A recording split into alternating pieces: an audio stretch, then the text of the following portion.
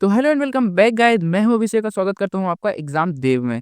तो अपन ने यूनिट 3 के टॉपिक 11 12 पे पहुंच गए हैं। आज अपन 11 नंबर और 12 नंबर का टॉपिक पढ़ेंगे जो कि लास्ट है इस यूनिट का। ठीक है, तो चलो शुरू करते हैं। इसके अंदर अपन नेचर ऑफ क्रिमिनलिटी देखेंगे, फिर strategy to tackle cyber crime और क्राइम एंड ट्रेंड्स देख लेंगे। ठीक है, तो वैसे तो ये 3 टॉपिक्स में काउंट हो सकते हैं, पर ये एक साथ ही हैं ये दोनों। ठीक है, तो चलो चलते हैं, शुरू करते हैं जल्दी से बिना टाइम वेस्ट किए हुए।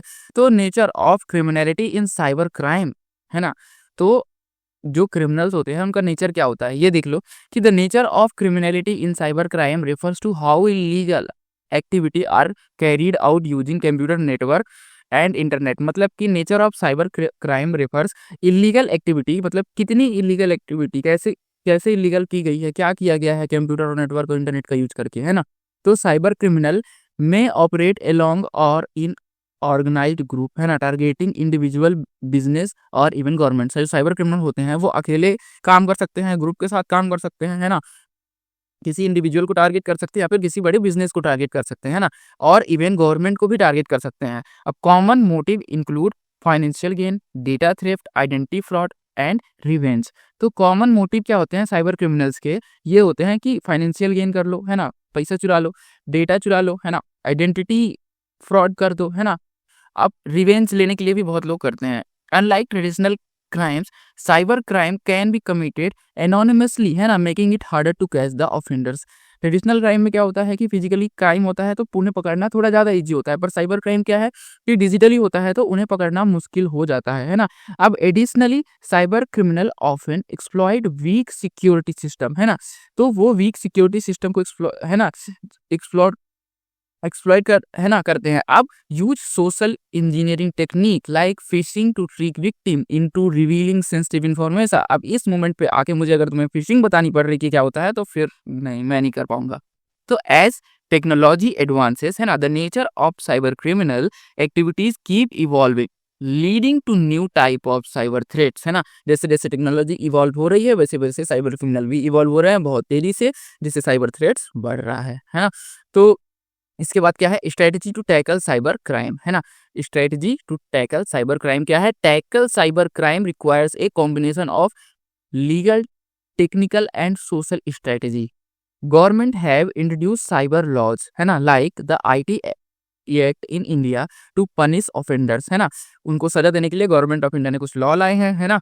अब regular training and awareness programs help people identify and avoid cyber threats, है ना, such as phishing scams and malware. Regular training से क्या कर सकते हैं कि थ्रेट्स को आइडेंटिफाई किया जा सकता है और उनसे बचा जा सकता है, जैसे कि फिशिंग स्कैम और मालवेयर स्कैम, है ना। अब organisation should adopt strong cyber security practices, यानी कि हर ऑर्गेनाइजेशन को साइबर सिक्योरिटी की प्रैक्टिसेस को अडॉप्ट करना चाहिए ताकि वो बच सकें। कि कैसे बचना है साइबर क्रिमिनल्स से? Such as encrypting data using firewalls, है ना, regularly updating software to prevent unauthorised access, है ना। तो कैसे बच सकते हैं, क्या करना चाहिए उन्हें? डेटा को इनक्रिप्टेड रखना चाहिए, है ना। इनक्रिप्टेड डेटा मतलब कि जैसे कि लिखा हुआ है अभिषेक, तो उसका ऑनलाइन डिजिटली इनक्रिप्ट कर दो, कभिषेक कर दो, तो वो उनके पास वो हैक भी कर लेंगे तो अभिषेक का कभिषेक जाएगा, तो उन्हें समझ में नहीं आएगा कि अभिषेक लिखा था, है ना।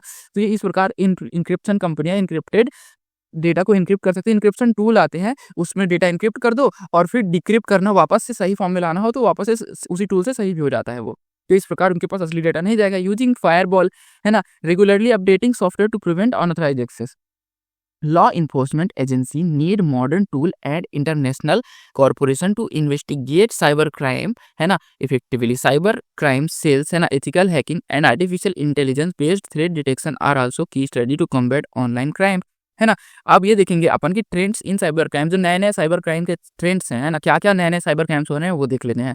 तो cyber crime trends are constantly changing due to advancement in technology. ये कॉन्स्टेंटली चेंज हो रहे हैं, हाँ, कि टेक्नोलॉजी के हिसाब से। Recent trend include an increase in ransomware attack, है ना। ये रैंसमवेयर वगैरह जितने भी टूल और टाइप के अटैक होते हैं वो अपन यूनिट 5 में लगभग पढ़ रहे होंगे, है ना। तो where hacker lock user data and demand money for its release, है ना। रैंसमवेयर अटैक में होता क्या है कि आपके सिस्टम को लॉक कर देंगे वो लोग और बोलेंगे कि पैसा दो तभी खोलेंगे, है ना। अब phishing attack have become more sophisticated, tricking and even tech savvy individuals, है ना।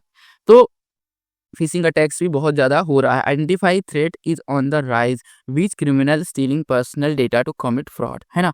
तो इस प्रकार से ये अपना टॉपिक खत्म होता है। अपन मिलेंगे नेक्स्ट वाले यूनिट पे, यूनिट 4 पे, है ना। तो आप मुझे बता भी सकते हो कि यूनिट 4 पहले करा दूँ कि यूनिट 5 पहले करा दूँ, क्योंकि I think unit 5 is more important. तो बता देना, मैं हालांकि स्टार्ट कर देता हूँ कल से, ठीक है। तो मिलेंगे नेक्स्ट वीडियो में।